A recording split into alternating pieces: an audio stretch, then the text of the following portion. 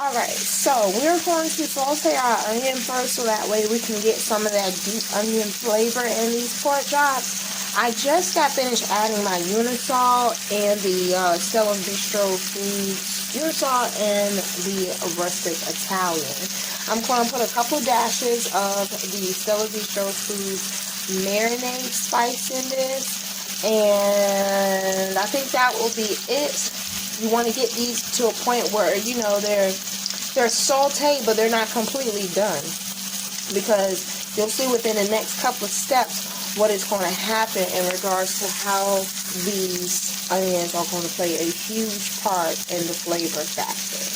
Alright, so we are going to move these to the side, and we are just going to lightly pan sear our pork chops in here to kind of speed up the cooking process. So we're going to put the pork chops in here, and then we're going to put the onions on top of the pork chops. Just enough for it to get that nice little brown sear, at least on one side. And then you're going to put them in a baking dish, alright? Lightly coated, but nonetheless, go ahead and get your oven prepared, preheated at 350. Okay, these are going to take about an hour at 350. They're kind of medium slice for me, so it may not even take me that whole 60 minutes. But nonetheless, at least 45 minimum, depending on the thickness of the pork chop cut. All right, so go ahead, pan sear your pork chops, and then we'll move on to the next step.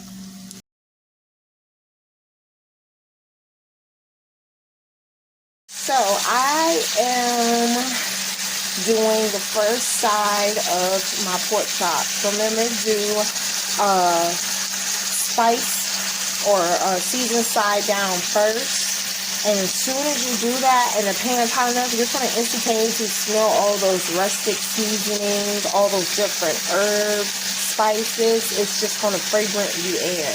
Alright, so all we're really doing here is just, like I said, giving it a nice little sear, maybe a good 2-3 minutes on both sides, and then you're going to transfer it to your baking dish.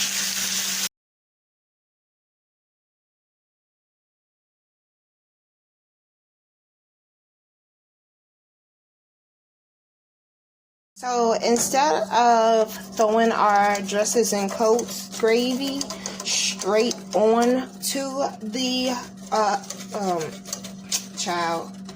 instead of throwing this coat onto the pork chops raw, what we're going to do is, that's why we decided to go ahead and pan sear them.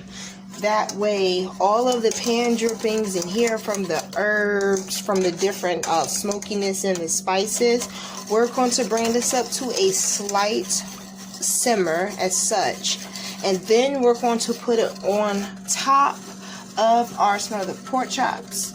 And we're going to cover it with foil, poke a couple of holes in it, and put it in the oven for a good 45 minutes to start. Check it every 5 to 6 minutes or so. But nonetheless, outside of that, we'll move on to the next step.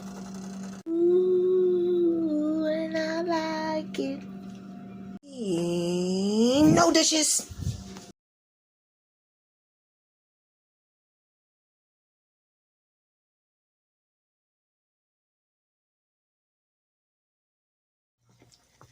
You hear those bubbles?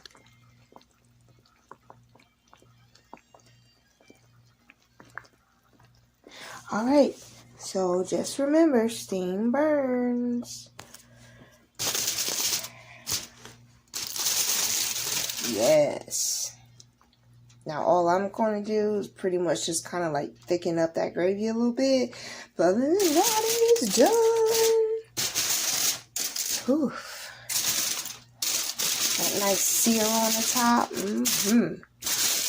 Bow.